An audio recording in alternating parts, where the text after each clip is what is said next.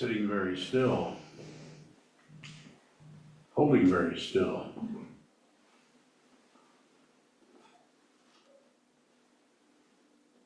Just naturally relaxed, but sitting in a very definite position.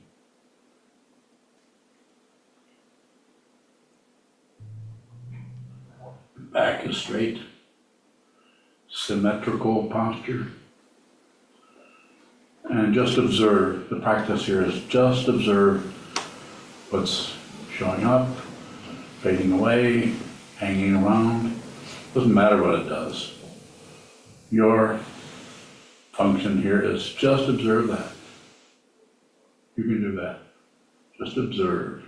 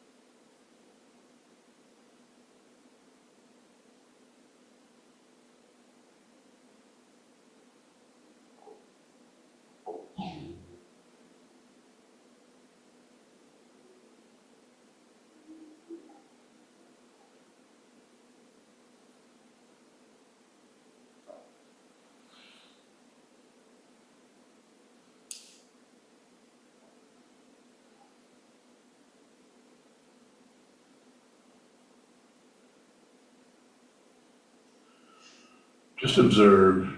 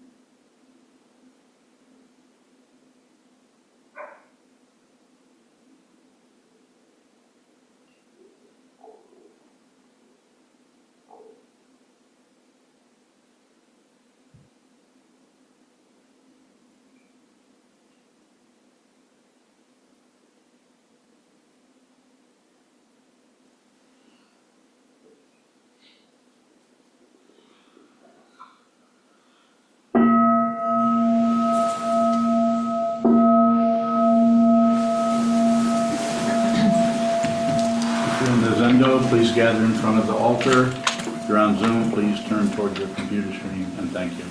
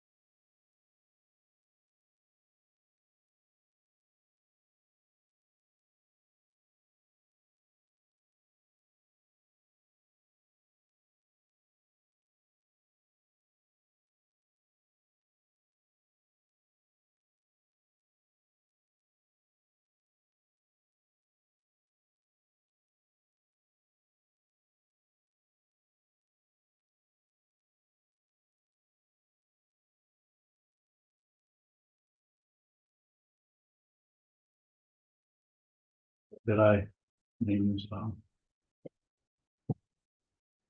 The illusion of choosing. The illusion of choosing. Okay. So what am I trying to say there? The illusion of choosing. It's not that we don't do a lot of choosing, we do. Relatively, we make choices. Sometimes we even get scolded. You need to make the right choices. Like, that's something that's possible to do, maybe, somewhat, relatively, yes. All over the place. Do this, don't do that. Why should I do that when I could do this? And on. It's just the culture is full of this kind of talk, this kind of conclusion, this kind of protocol, or various kinds of algorithms around that, of how to do that, how to make the right choice based on your condition. But I like to say, and it's been said way before I got here, before any of us got here, that this path is choiceless. It takes a while to watch the choosing part of the ego, picking this, excluding that, to watch that for a while until you see fundamentally what this is about. Fundamentally, big word. Not much to that word other than just that. Excuse me. So I say, go look in the mirror. This is just a very good way to get close to that whole idea of choosing or not choosing.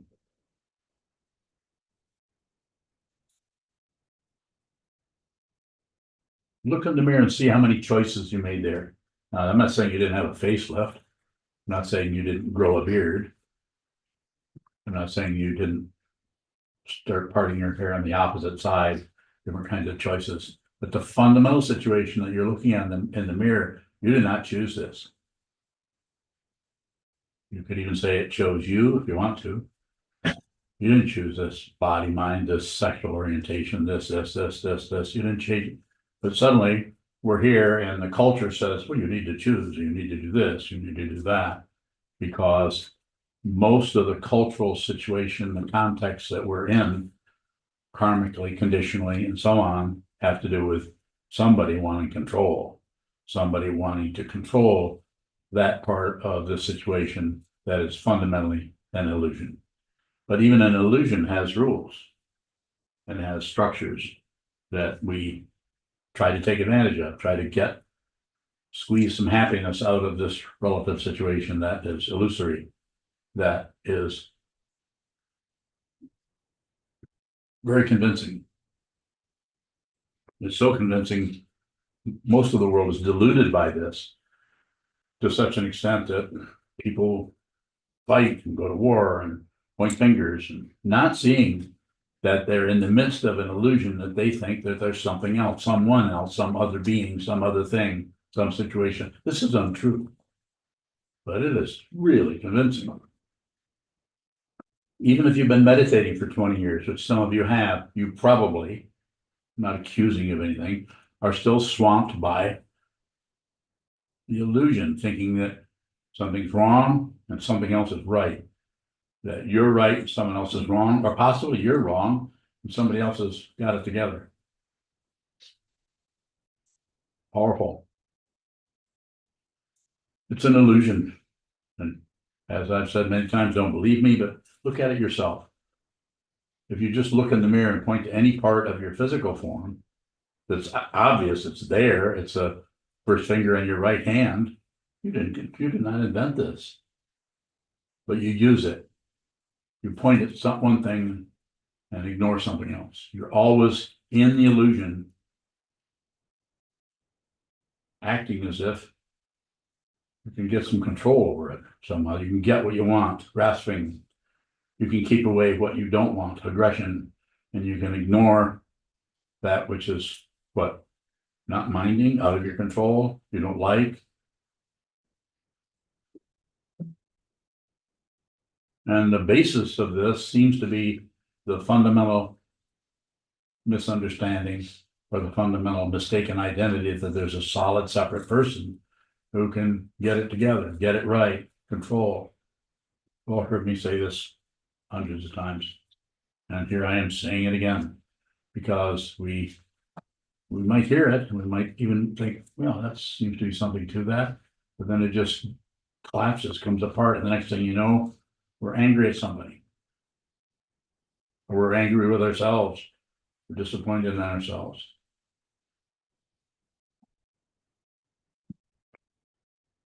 Even in the teachings, it's saying things like surrender or let go. I don't teach that.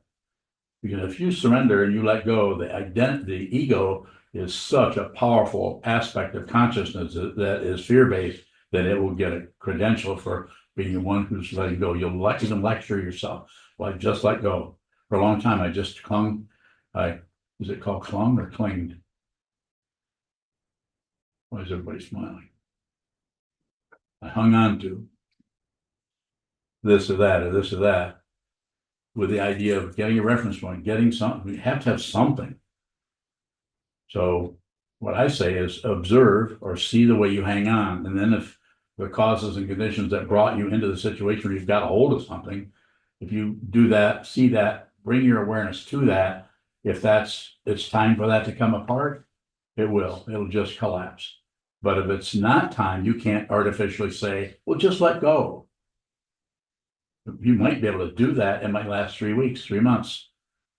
But since the fundamental understanding has not occurred, which is, this is an illusion. Why would you go into an illusion and say, well, just let go? Well, maybe you would. But if you're listening to me, I'm saying, just look at the clinging. Be responsible. My teacher, Chogyam Trungpa Rinpoche, would say, be the negativity. Be genuine. Be the negativity. If there's a lot of awareness practice going on at the same time, then the possibility, no guarantee, but the possibility that you'll see the dynamic deep in consciousness, that there never was a solid being anywhere. Quite disappointing.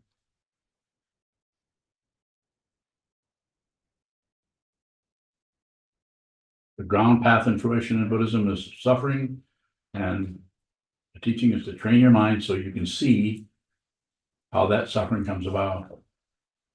And the fruition is beyond words. You could even say there is no fruition. There's no one left to fruish. No solid beings. There's a body. Something picks up the coffee and drinks. The illusion persists. There's still music playing. You may dance, you may not. There's still emotions arising. You may get angry, you may not. There's a lot of room for questions in this area. But I'm saying that it is an illusion that persists in such a way that you cannot stop the illusion. It persists in such a way that is very, very convincing, and it's using those things, those energies that show up in the self-centeredness, called fear and hope. Even our whole society just is constantly, well, we have to have hope. Well, what gives you hope? Well, what a terrible thing to ask to someone. What gives you hope? Is if here, buy into the credential that you have some say-so about this, even though you have centuries and centuries of causes and conditions, karma right behind your lifetime that brings you into the kitchen in Philadelphia in the 21st century, dealing with the karma of someone you're living with or someone that you trying not to live with. Find out what this is yourself so you know, as Trump, or not Trungpa, but as Coventino once said, get your own authority. And what do you do when you get your own authority? You see, there is no authority. There's no personhood anywhere. There's no one's in charge of anything.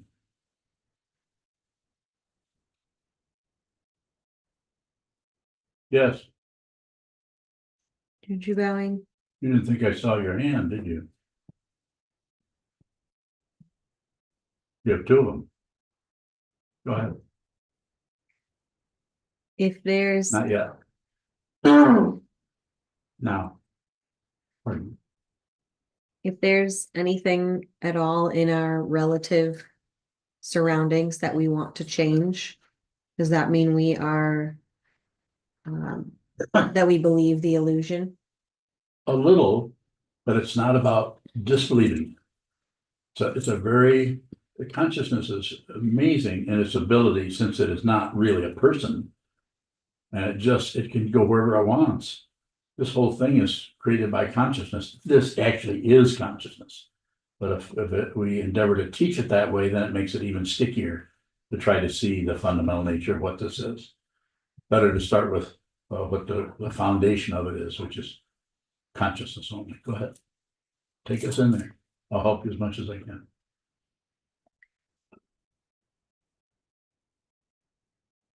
If it looks like we're believing the illusion, or we want to change something, or somebody is wrong, any of those situations,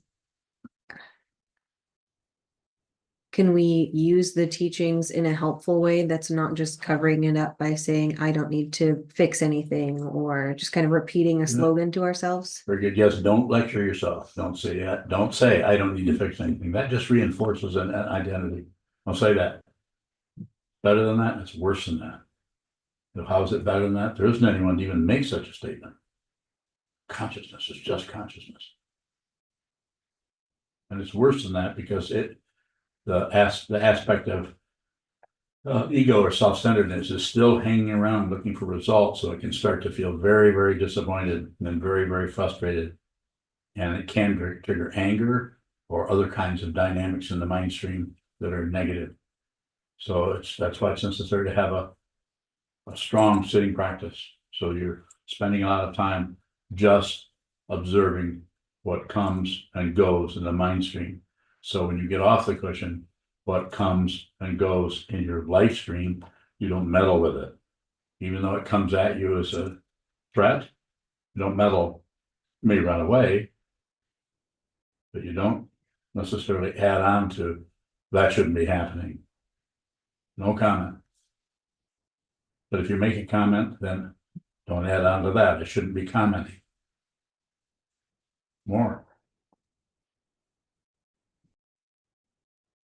It seems like trying to put that into practice, I often will feel stuck.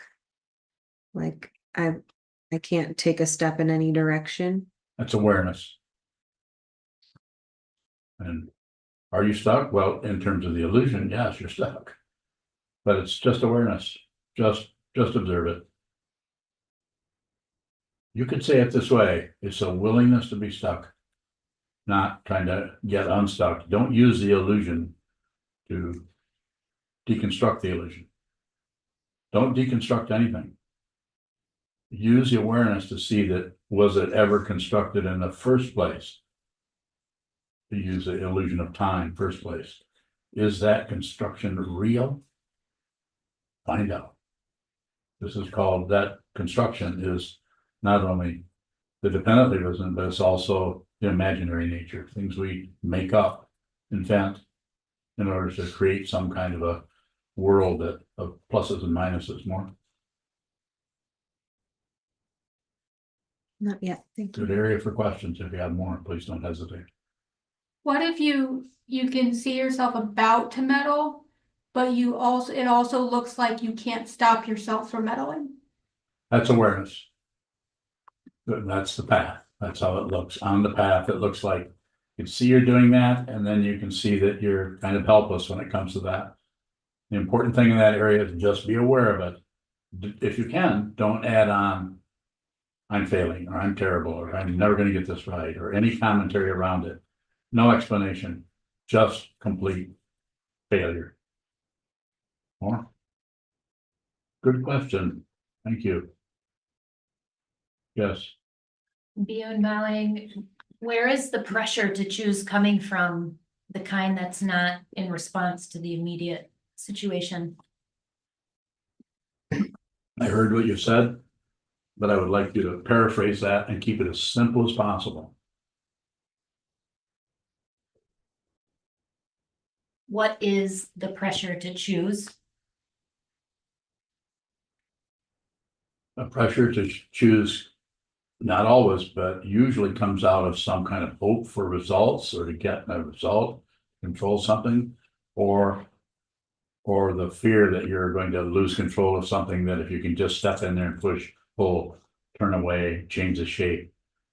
Is that what you're asking about? Okay, so, and that, the fundamental underlayment of that is that there's somebody who can do that. There's somebody who needs to stop it, somebody who needs to control it, somebody, meaning you or me or anyone. The illusion of a self is promoted through that, in that area more. Beyond bowing, how does discipline illuminate this picking and choosing bowing? By the discipline, the way I talk about it is to observe. And the discipline, the way I talk about it is train your mind to see clearly what's coming and what's going without accepting it. Passion, without rejecting it. Aggression, and without ignoring it. Ignorance or distraction. Those are the three poisons in Buddhism. Those are the three energies that continue to come up around the illusion of a self, that illusion of a self uses to continue to substantiate, reify, or be proof that there's somebody there who's going somewhere, somebody there who is real within the illusion that is also real, but we're deluded by it. Go ahead. Beyond bowing, I'm thinking this, my idea of the stuckness that Junshu brought up, and hanging out in that stuckness is a little frightening, I think. I'm just wondering where things fall apart. Good. Yeah. Things begin to fall apart by looking at their solidity. So sitting practice of meditation, the only thing we can't really access the mind, although sometimes some teachings talk about mantras and visualizations. So there's different ways of approaching this. To me, having done a little bit of that stuff, I think, not that you couldn't do that also, but the most important thing is to hold very still and observe the movement coming and going, and train yourself to do that so that you don't comment. And that means actually, if you do comment, just watch that. No second judgment, no double negativity. The first negativity is you're caving into negativity, and the other negativity is you're upset with yourself because you're doing that. That just reinforces the primary illusion that there's somebody. That's why it's so difficult, frustrating, time consuming, and seems to be necessary to have a strong structure. What we have here and have had for thousands of years is the three jewels: the Buddha, the Dharma, the Sangha, the teacher, the teaching, and the community. More. No, thank you.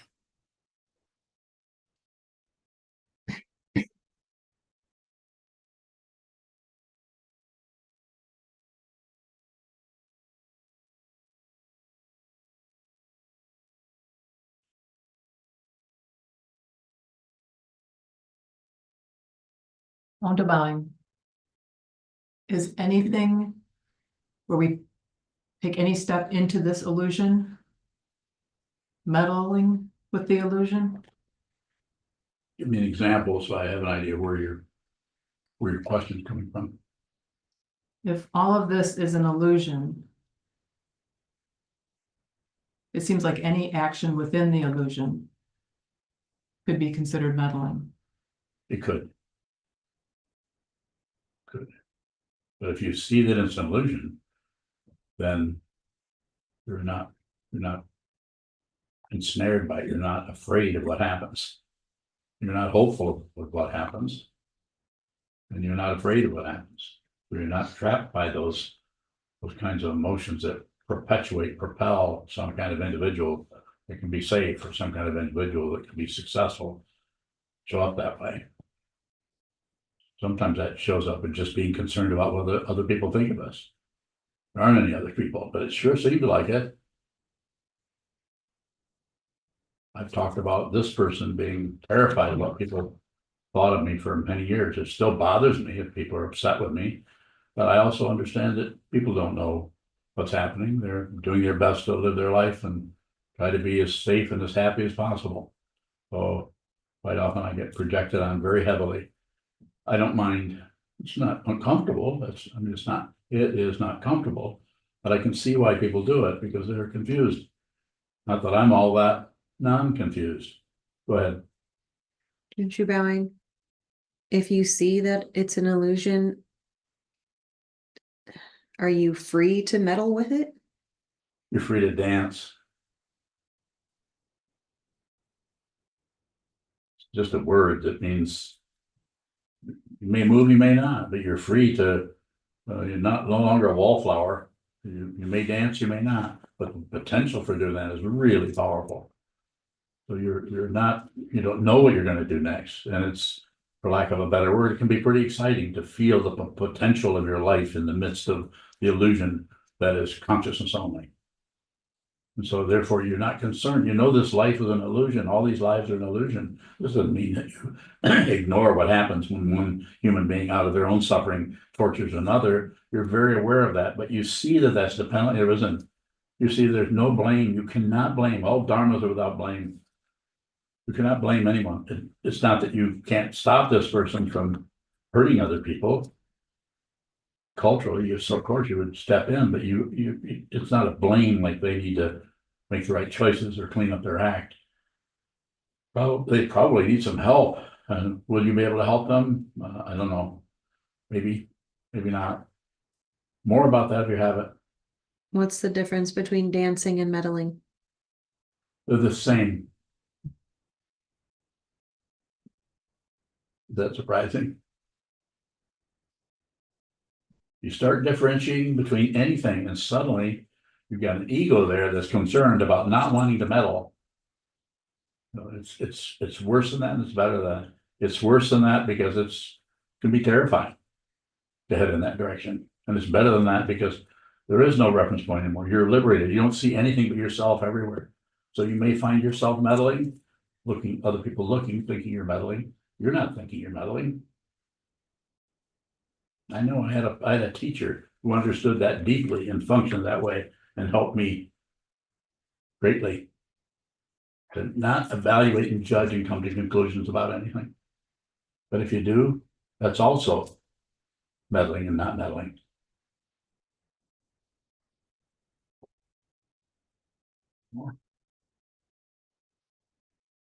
Difficult answer, isn't it? Yeah, I know. If someone else were to ask me that question, I wouldn't answer it that way, but I know who I'm talking to. Do you? Pure appearance. Realize your true nature. Well, you have that name. Further questions? Yes. On to buying, what is the difference between meddling and not dancing? Thank you. What? Someone help me with the other word, the not word. Meddling or dancing, is it the Who helped you? Biyun?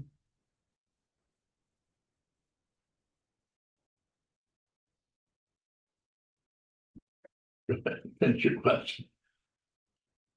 What is the difference in the individual that may be meddling, that makes a difference between meddling or dancing? What do you want to know? I understand the question. What is it fundamentally you want to know? There's an ego, a belief in a separate self. Yes. Is that meddling? If there's a belief in that is true, that there's an actual identity, then there's probably going to be some meddling going on. Wunderbaum, can it also be dancing? Yes. Same individual can be dancing? Same. What is the difference? There's no difference. If there is, then we're right back to right and wrong, meddling and not meddling. It has to be seen.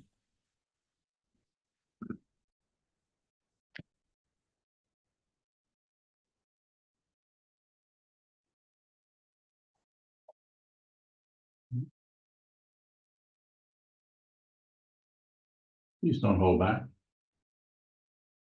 Anyone on this device in front of me?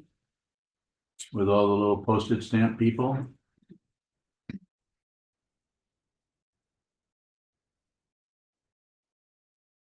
Better speak up or I'm going to go back to the postage stamps in the Zendo. Yes. Yoga bowing. Can the dance be putting perfectly cooked French fries everywhere with lots of ketchup? If I enjoy that. I suppose since you want to ask me that way, then let's see what everybody else thinks. Any takers? Too many carbs. Is that what you wanted to ask me? What is it you want to know? That might be better. I understand your humor there, but what do you want to know? Kabbaling does dancing have anything to do with dressing up what's happening in front of us now? It could. It could, but it also could be something that completely is falling apart that has no particular appearance as an item. Very difficult to not have a reference point. But Kabbaling is falling apart in that situation part of the dance, bowing? yes,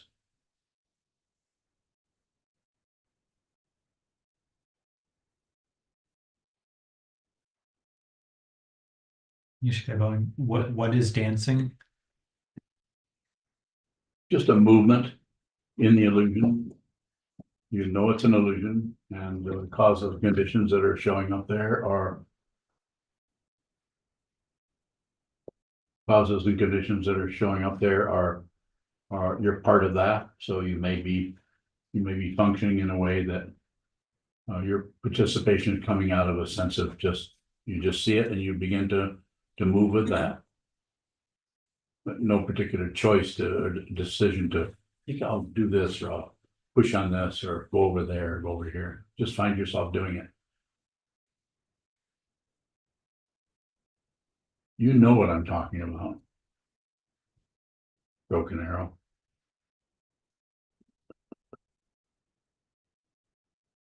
That's right. That wasn't your name, was it? What is it? Two Arrows Dancing? I think that was Two Arrows Dancing. Yes. When you're bowing, the talk title is Illusion of Choosing, Yes. and it got published fairly early in the day, which is somewhat unusual. Yeah. Usually you come up to the town and you don't know what you're going to talk about. Yeah, I still don't. Was there something in particular? I'm curious, prompted. I don't know. Nothing in particular, no. Was thinking about that. I was thinking about trying to address the idea of an illusion. Illusion seeming like it was real. So the illusion that we make choices. The illusion is the illusion, or this is totally an illusion. But then the choosing part of it gives us the feeling that, well, I'm doing this, I'm choosing to do that. I was going to do this, but I decided I need to do this over here. So it just reinforces the primary misunderstanding, which is something happens. It's an illusion. Nothing is happening. Doesn't mean that I'm not doing this, holding the glass, moving it from one hand to the other, but it's unreal. It's an illusion. Go ahead. When you're bowing, can you dissect for us that nothing happens? Nope. I can just say, if you want to understand deeply what this is, train your mind. I've been saying it for years. And what you do when you train your mind, you watch, you find the most subtle area of movement. Because this is you can see it here. If you can see it, you can see that this is unreal. It's an illusion. It looks like something's moving here and it's sitting down on another illusion. And then the illusion rises and puts its hand on another illusion called the knee. And then there's the vocal cords illusion. This is why we have practices that talk about the chakras. We're trying to tie in consciousness into the form that the body, the shape the body takes as a living being. But if you sit very still and watch the mind, watch what shows up in the mind stream, it's like watching the sky, watch the clouds of the mind come and go, watch the birds fly through the mind, whatever, and do nothing with it but observe it.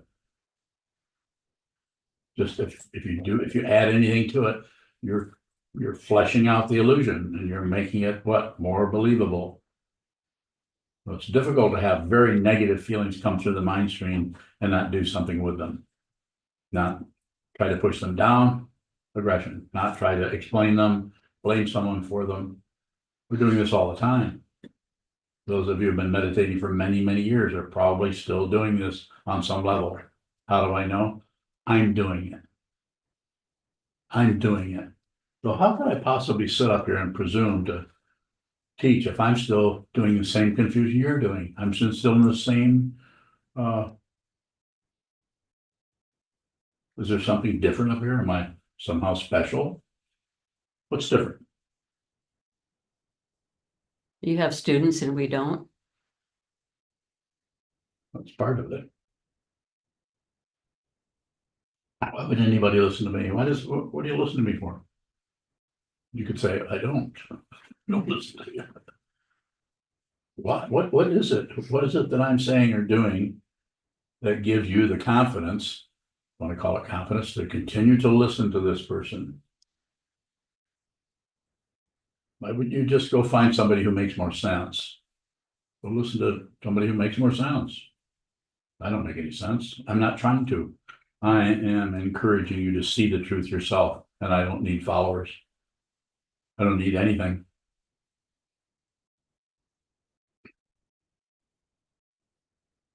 There's a couple things I want, though. Can you help me with that? Depends.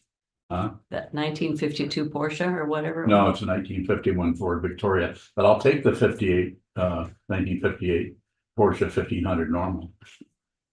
You can find one. I want a silver one with a blue top, removable. Thanks. Go ahead. Junchu bowing. You often say there is no right or wrong. I do. When I hear that, I immediately think you're talking about the absolute situation. But are you also saying relatively there is no right or wrong? Relatively, there's no right or wrong. There's dependently arisen. There's no past and no future. You think there's a past, that's an illusion. Do you find the past? Do you find the future? There are the two thens. There's now, which is also bullshit. And there's then up there, tomorrow, Tuesday, and there's back there yesterday, last Friday. Those are unreal. 10 seconds ago is unreal. 10 seconds from now is unreal. But it's very convincing. Go ahead. When it looks like a situation is obviously wrong, like the neighbor should bring their dog in because they're Yes. barking and Very it's good cold. example. We have one right over here. Brad's dog would drive you crazy. What's his name? Rex? Oh, Hans. Would you know it'd be a Japanese name? I think that's funny. Go ahead. If it looks so obviously wrong, Yes. how is it not wrong? Okay, because whatever shows up is dependent on innumerable, countless, untraceable causes and conditions. You cannot find them. So the appearance of the singularity showing up as dog barking, there's too many things going on. If I were to trace it even the slightest bit, you don't know how that person who owns a dog was treated when they were 13 or 14 or 3 or 8 or whatever. You don't know how much abuse happened to that person. Not only then, but 3 lifetimes ago. All of that is trying to get some kind of an audience. Everything is trying to show up. Consciousness always finds its own form. When I say its own, that ownership is very temporary. No one really owns anything, but the illusion of ownership is very powerful. That's where jealousy or pride or all those polarities in the mind stream come from. It's this illusion that something belongs to something or something should be that way.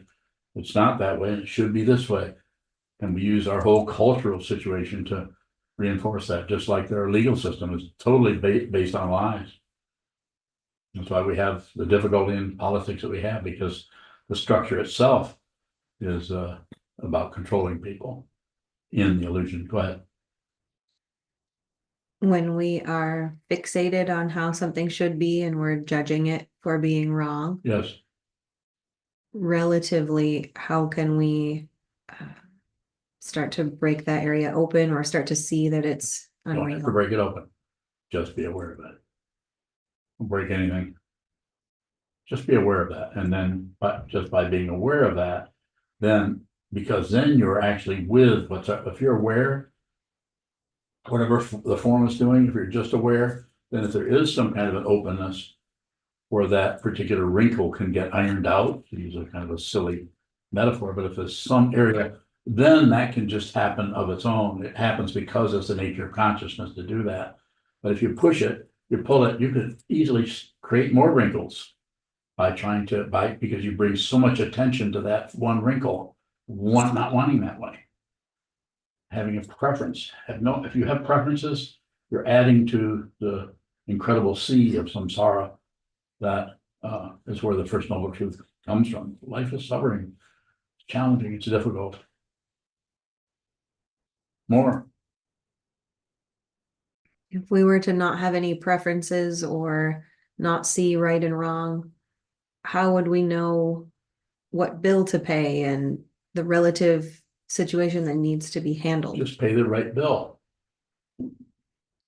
Pay the one you owe. It's a piece of paper and it says, just make sure you don't pay somebody else's bill. Make sure that the name on it is yours. So that's kind of help you want it. Mhm. It's very practical, it's very pragmatic, as it says in the Zen tradition, the old saying that's kind of entertaining to think about. Before awakening, before enlightenment, chop wood, carry water. You just still function. After enlightenment, you still function, chop wood, carry water. Nothing, what that is pointing at is nothing occurs in the relative area, but something occurs. You actually begin to see that this is consciousness. And you can't just pick somebody out and say, don't you see this is just consciousness? That everything you're doing and pushing and pulling on and liking and not liking is an illusion. And the person will say, oh, it looks pretty real to me. So you can't really say that. The only way you can approach it is the way the Buddha did 2,500 years ago. And the way other teachers, whether it's the Buddhist tradition or Advaita tradition, or any other ways of working with a fundamental nature of reality, which is ultimate, showing up as the illusion of separation or otherness.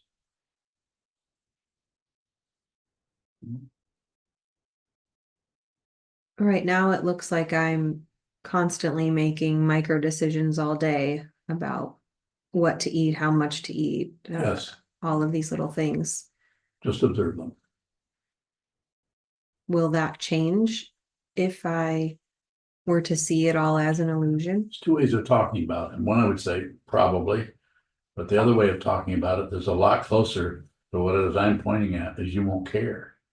Because there's no longer a person that has preferences, but the consciousness itself is vivid and it operates just fine waving its arms.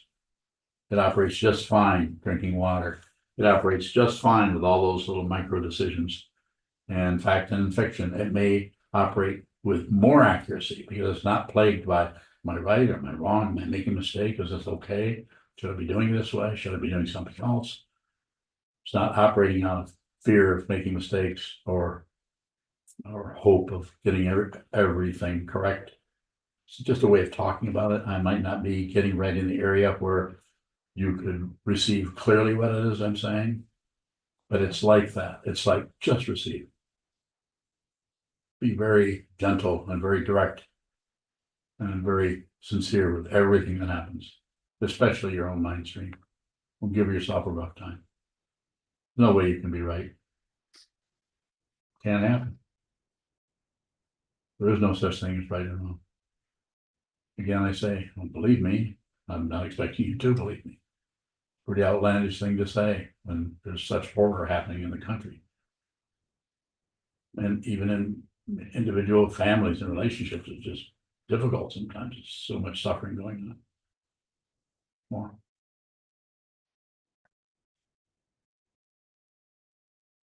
You're bowing if Yeah. choosing is illusion and there's no right or wrong, how do we observe our vows to do good and don't do harm? That's an intention. And observe the vow, don't do harm, do good, don't do harm. You notice there's some ways that's elaborated on, that's more complicated. I like just don't do good, don't do harm, be with all things. Pretty simple. Whatever shows up, no argument, no agreement, and no ignoring and distracting yourself. Whatever shows up. has a right to be there, no matter how terrible it is. Like all the fires out in California. That shouldn't be. Well, probably should, because of what we've been doing to the planet, or what the planet does to itself by just being weather. It's not that there isn't a polarity where this would be better if this didn't happen and better if this happened. Of course, that's happening, but when we make it an issue, grasp onto it, that it becomes painful, difficult. Not respecting what is arising, not respecting in the confusion that appears in a person across the room from us who is suffering and maybe thrashing around in such a way that they start to blame you for how they're feeling. Very difficult not to get magnetized by them and get in a fight with them, or think they're bad and they're wrong. Difficult to respect their suffering, because it looks like you're caving into it. So it's quite often about your ego and who you are and how you feel. More?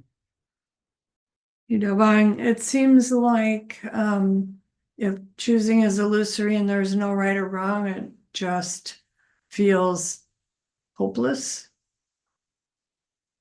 It does. Is there beneficial and not beneficial? Probably beneficial. But it's going to feel hopeless the more we realize that you are not in charge of any of this. And so, but the hopeless part comes from that part of consciousness that is still wrapped up in a self that can win or lose. And the feeling of losing is quite often the way it shows up on the path. Disappointing, one disappointment after the other.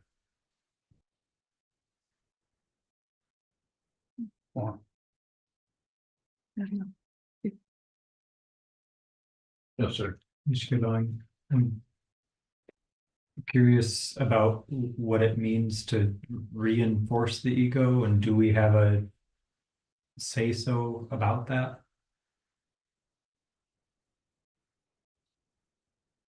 So reinforcing is believing your thoughts, believing your emotions and thoughts. Because if you're trying to push things away, you probably believe it's there. So negative feelings are, instead of respecting the feelings that arise in the mind stream, instead we reinforce the self-centered part of the ego by trying to get rid of it. And there's ways of doing that. They're not just out and out aggression, but also passion, which comes in and says, the only reason I'm feeling this is because of what she said, they did, or what happened to me when I was 12, or any other kind of attribution of blame. And the other one is to, of course, the third of the three poisons is to distract yourself, turn away from it, and it just keeps kind of eating at you around the corner. But you're pretending like it's not there, or you're distracting yourself into a tennis match. Not against tennis matches, it's just that when you use activity with the body or the mind to avoid that which is right there, then that reinforces the self-centeredness. Some people, their whole style is just to ignore the blaming or the warfare against that situation is not really strong. They just distract, spend their whole life just all tied up in certain kinds of things. When my mother was cleaning house, she wasn't at work, Kellogg Corporation, she was cleaning house. You see me smiling because I watched her do it. Mr. Going, I'm still curious about that area where in our mind stream we add on to what arises. I guess I don't know how to not add on. So have you heard me say this before? And lately I've been using kind of a hand and arm signals. So something arises, and instead of just receiving it, receive it, feel it, touch me, smell it, taste it, think it, whatever, it's very immediate, direct. And instead, as soon as it starts to come our way, it's like someone walking in the room. You cannot receive someone without having thoughts about them. You know, just actually watch someone walk in and walk right towards you. It doesn't matter if it's somebody you know or somebody you've never met before. you will add on all kinds of ideas, judgments, evaluations about that person.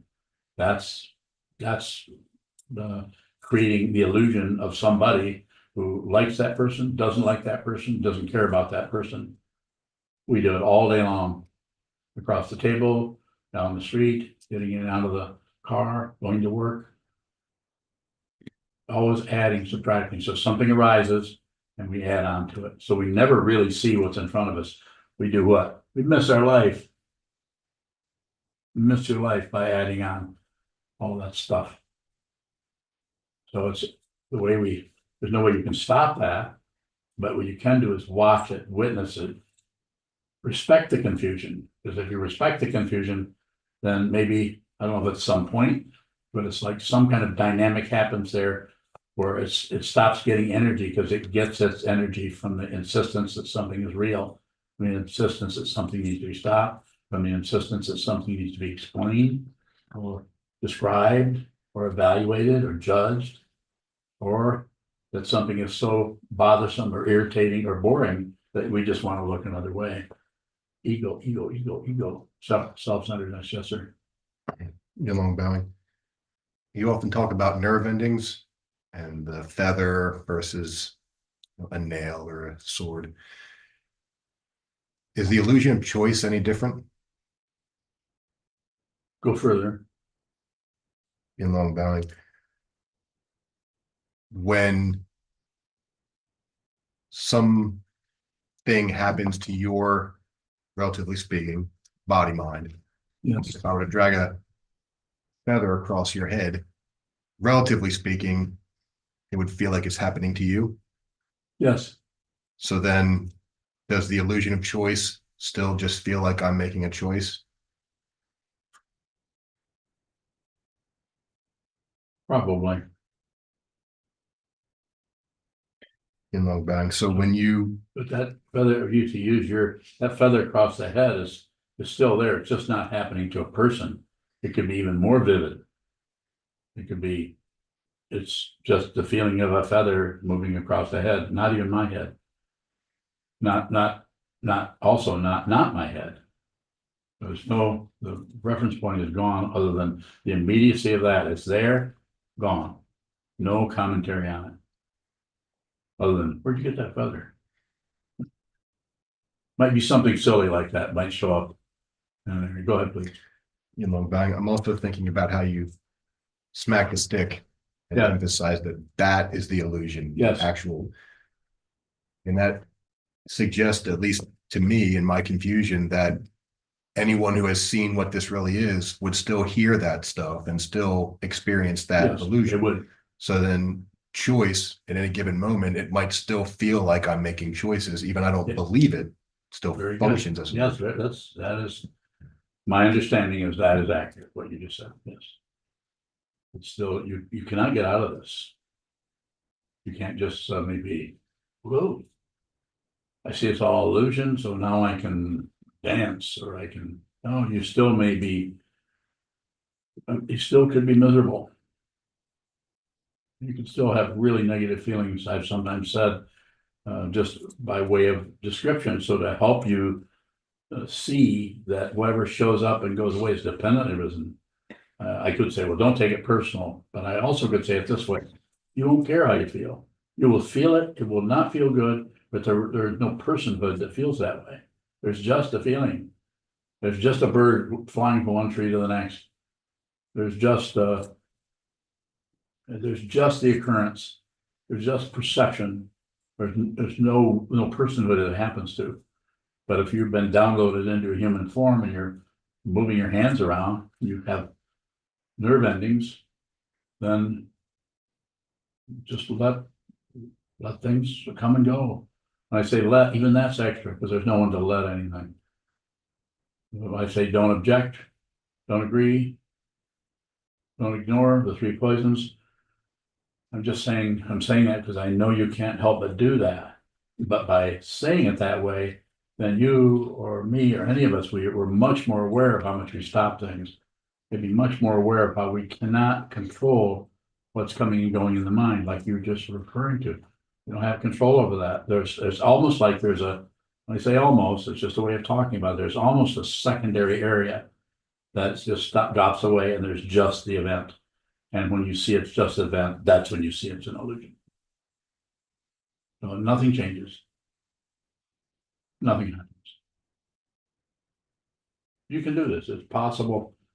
Is it easy? No, it's not easy at all. It'll take up the rest of your life. If you have one. Eugene, Bowing. I'm still contemplating dancing and meddling. As you said, that there is no difference between two of them. I associate dancing with the crazy wisdom activities and meddling with something which you always said, don't do it. So are they, if they are not, if there's no difference, are they operating in different realms? Bowing. there's what in different realms? Dancing and meddling. No, same place.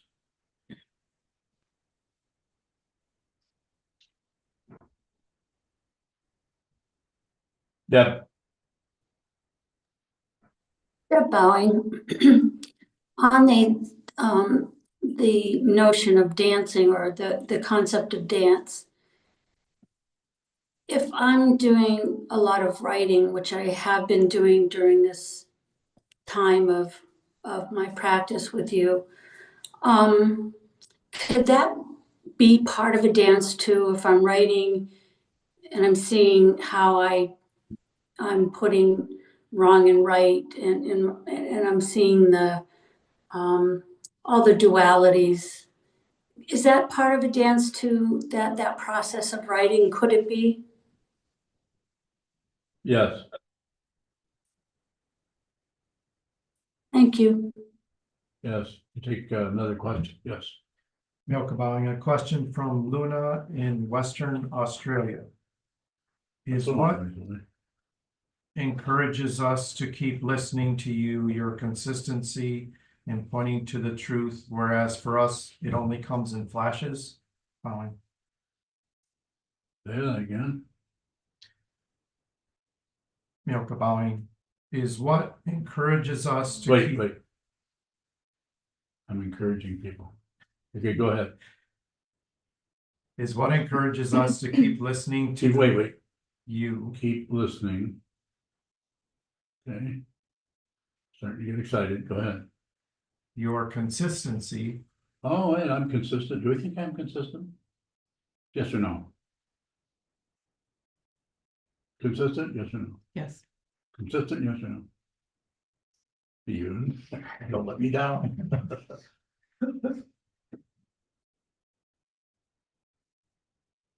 Yes or no?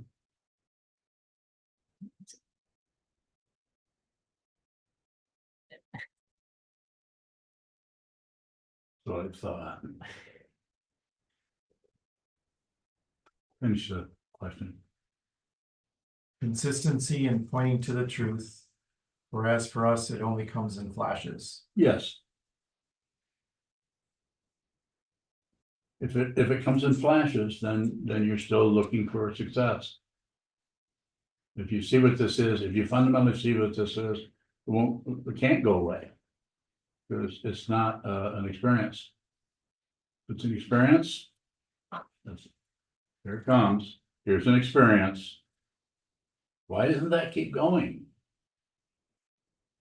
Because this moves through space and hits that. It's an experience.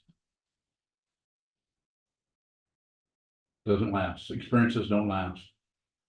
Go ahead. Milka Bowing, a question from Martine in Latvia. Is happiness an illusion? Bowing.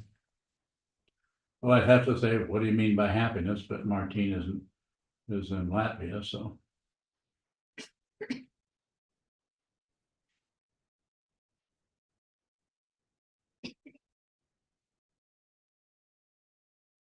No, it's real.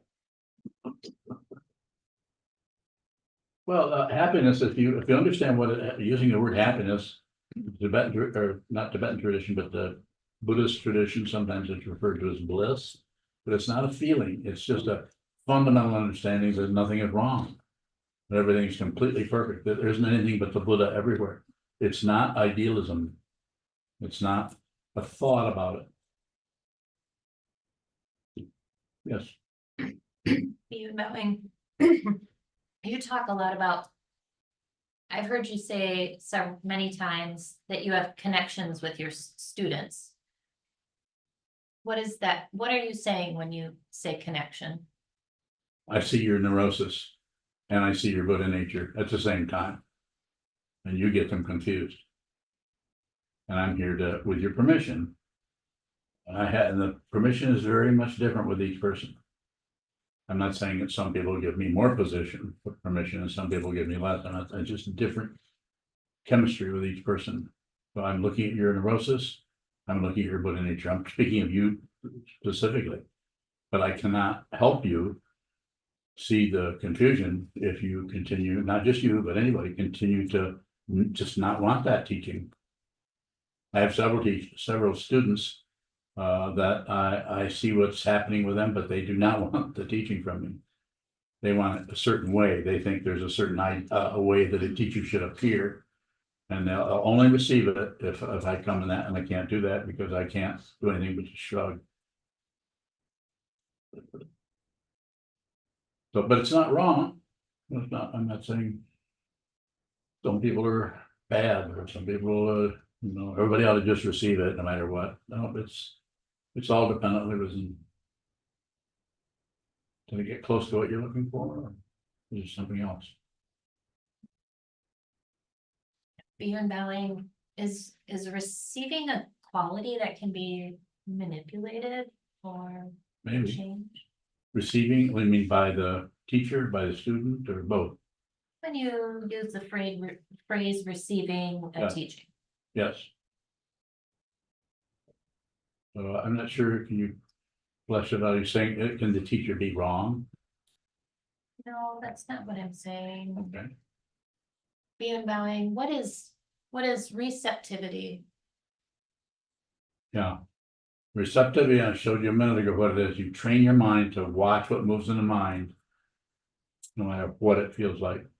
Receive what happens what shows up in the mind without judging it, holding it back, or changing its shape so it's more agreeable to you.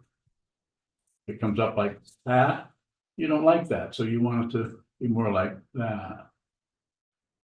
More like a feather, less like a sword. I learned that from Kobayashi Roshi.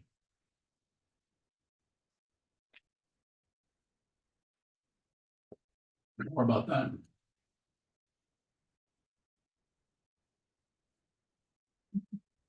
Thank you.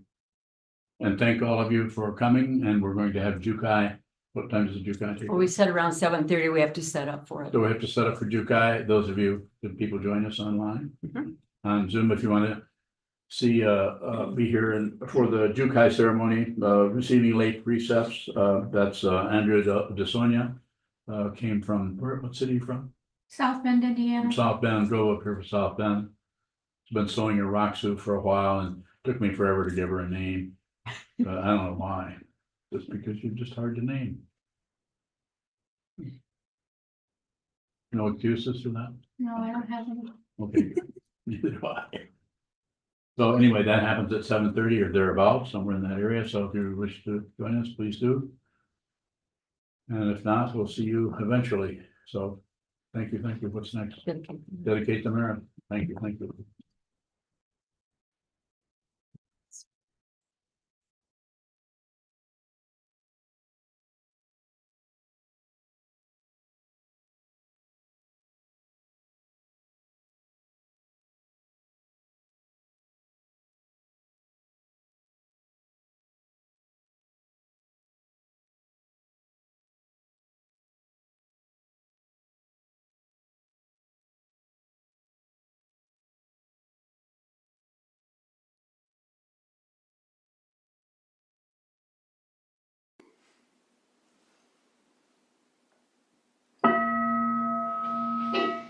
May the merit of this penetrate into all places, so that we and every sentient being together can realize the Buddha's way. Ji-ho-san,